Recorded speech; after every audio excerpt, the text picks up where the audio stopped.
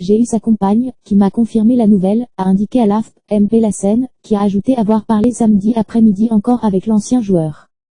Le PSG a appris avec une profonde tristesse le décès ce jour de notre ancien joueur Modeste Mbami. Le club présente ses sincères condoléances à sa famille et ses proches, a écrit le PSG sur son compte Twitter. L'OM a également déploré la disparition soudaine de l'ex-Olympien, tout comme le Havre, qui a fait part de son immense tristesse. Triste nouvelle, Modeste Mbami nous a quittés à l'âge de 40 ans. Il a porté les couleurs soudanaises pendant 3 ans 2000-2003. Nous présentons toutes nos condoléances à sa famille et à ses proches, a tweeté de son côté le club de Sedan. Selon le quotidien sportif L'équipe, l'ancien joueur a succombé à une crise cardiaque. Mbami, né à Yaoundé, avait débuté sa carrière professionnelle à Sedan 2000-2003 avant de rejoindre des équipes beaucoup plus huppées comme le PSG 2003-2006 puis l'OM 2006-2009. Il a ensuite entrepris un périple qu'il avait mené en Espagne, en Chine, en Arabie Saoudite et en Colombie.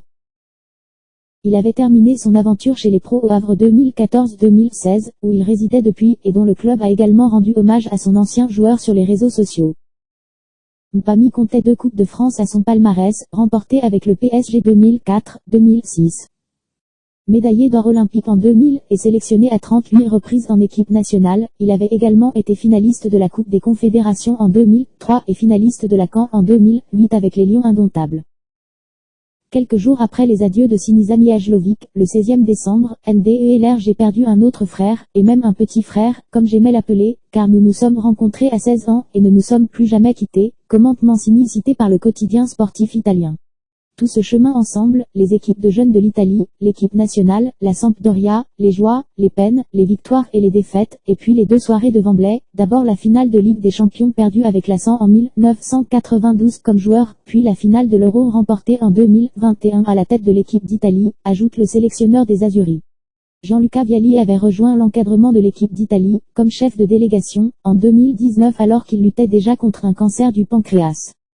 Il a joué un rôle décisif dans la conquête du titre européen, les joueurs l'aimaient, Gianluca nous a apporté un courage que nous ne connaissions pas et qu'il utilisait pour combattre la maladie, ajoute Mancini, pour qui Gianluca était le meilleur de nous tous, un avant-centre complet, un homme parfait et courageux.